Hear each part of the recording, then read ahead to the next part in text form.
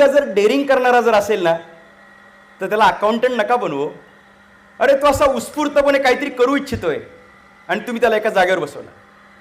तुमचा मुलगा जर बाहेर फिरून काम करायला उत्सुक असेल, तुमच्या भाषेत बोलायचं झालं तर तो हुंडारतोय सगळीकडं. त्याचा प्लस पॉईंट असा आहे की he is happy in moving around.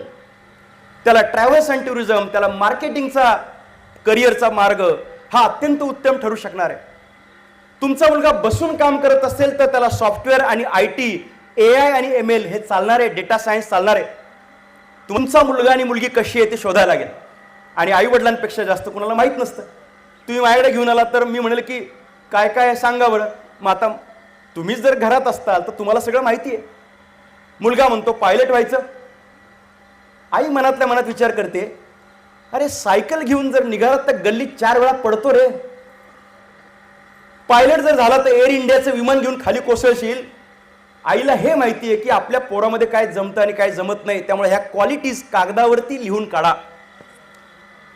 तुमच्या मुलाला मॅथ्स जमतं का नाही जमत लिहून काढा. 10वीचे मार्क आहेत ना, नुसते 10वीचे मार्क नाही बघायचे, 8वी 9वीचे मार्क सुद्धा बघायचे. आणि मग तुम्ही समजून घ्या की त्याला भाषा विषय आवडतात का. जर त्याला भाषा विषय आवडत असेल तर मास कम्युनिकेशन, जर्नलिझम, प्राध्यापक बनणं, आर्ट्सचे विषय, वकिली या क्षेत्रात पाठवता येईल. जर तुमच्या मुलाला सतत तो कॉम्प्युटरवरती आणि मोबाईलवरती असेल तर इलेक्ट्रॉनिक्स, टेलिकम्युनिकेशन, रोबोटिक्स, कम्प्युटर याच्यामध्ये जाता येणार आहे.